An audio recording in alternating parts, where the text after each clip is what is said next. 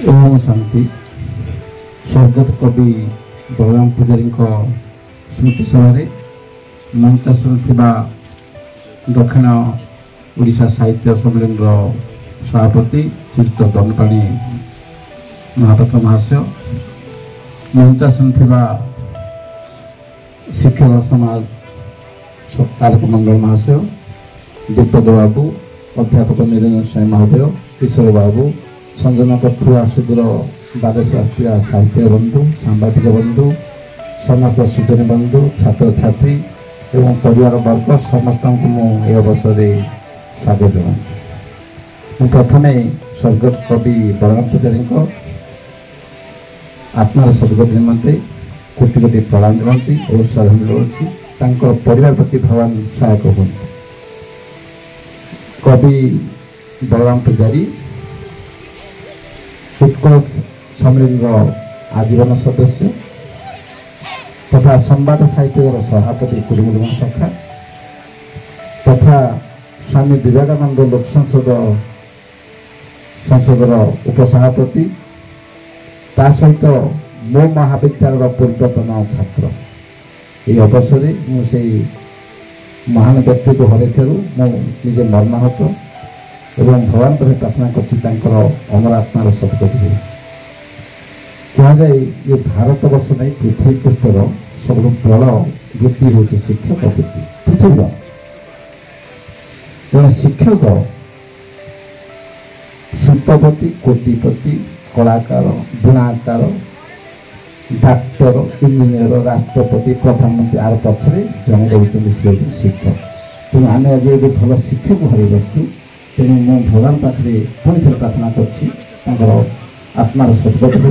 निश्चित भाव दुख लगुच सी आम गह लगू ना कि कहले मोर पूर्वता दीनबंधु बेज महाशय सी जाना सी आमको कम करने किसी प्रेरणा दे जोटा कि आम मालकान जिलार परिचय जे खाली ओडिशार नुह से आज भारत वर्ष प्रतिष्ठित कर मालकानी साहित्य किसी कम नहीं। देखी गोटे कागज गोटे फोन महामान्य राज्यपाल धनी आसते सी एत व्यक्तित्व था व्यक्तित्व गोटे अभिन्न।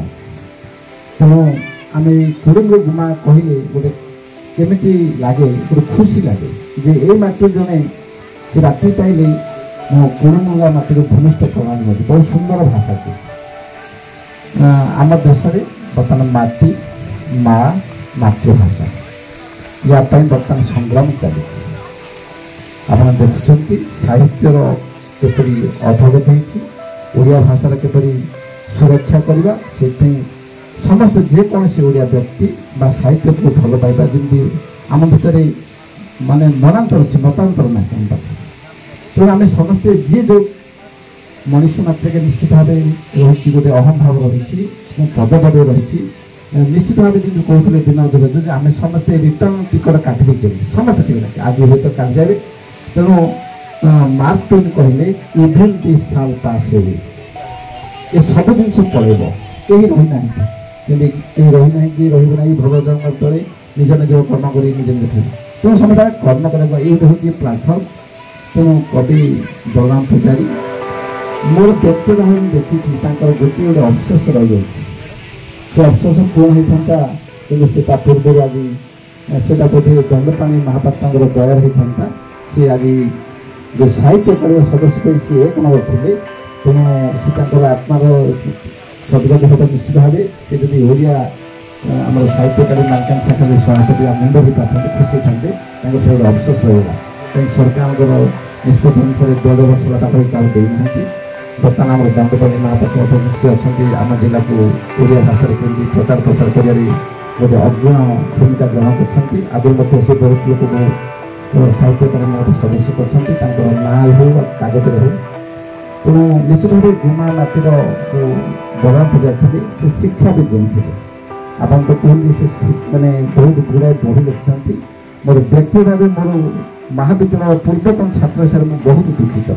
आम जिते आसे यही कलेज को मुझे देखा कर आसे अति सुंदर भाव से परिवार जमी स्त्री हो पु हो गोटे अमायिक व्यक्तित्व कोठरी भाव से अति सुंदर भाव कहुए सिंपल लिविंग हाई थिंकिंग ये जिनसा मुझे देखी समस्त को भल पाती जदिव स्वास्थ्यगत लगी किसी कोड़े उपस्थित नहीं पारे से बहुत ये आम साहित्य आम मनीष मालकानगिरी प्रतिष्ठित हम से दरबार विश्व दरबार हो आज राज्यपाल दरबार हो से प्रतिष्ठा करते मुझे बच्चे समय पुणी थे भगवान पाखे अशुभ साल मिली प्रभात करती ओम शांति।